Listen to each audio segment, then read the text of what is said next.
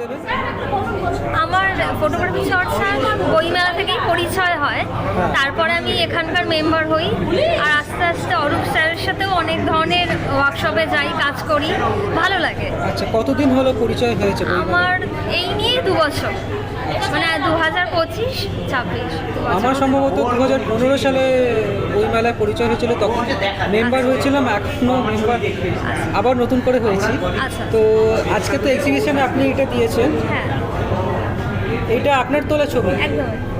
আচ্ছা, এটা তো মানে দারুণ লাগছে দেখতে। ধন্যবাদ। এইটা মানে নেপথ্যে কি আর কিভাবে তুলেছেন সেটা আমি একটু জানতে চাই। আমি তুলেছি সকালেই, ভোরবেলায় ময়দানে।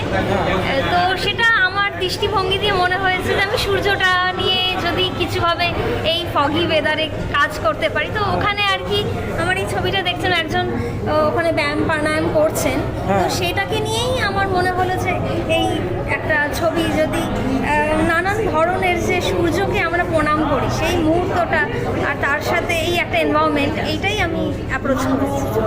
এটা কি ক্যামেরা না ফোনে তোলা? আচ্ছা, মানে এটা হঠাৎ পজিশনটা পেলেন কি করে? এটা মানে খুব দুরূহ ব্যাপার আর কি, আমার দেখে যেমন হচ্ছে। ওটাই তো আমাদের ফটোগ্রাফার আই, ওই ভিউ পয়েন্টটাই রাখতে হয়, তো ওভাবেই তোলা।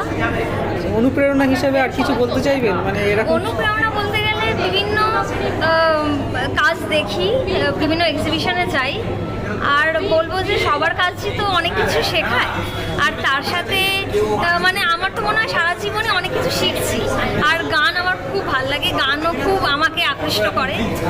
এইভাবে আমি এগিয়ে যাচ্ছি আর কি, আর আশা করবো এইভাবে কথাও বলতে পারি, কমিউনিকেশন। আচ্ছা, আপনি গানও করেন? মানে গান শুনতে ভালো লাগে। আচ্ছা, শুনতে ভালো লাগে। হ্যাঁ, আচ্ছা, ঠিক আছে, ধন্যবাদ। ওকে।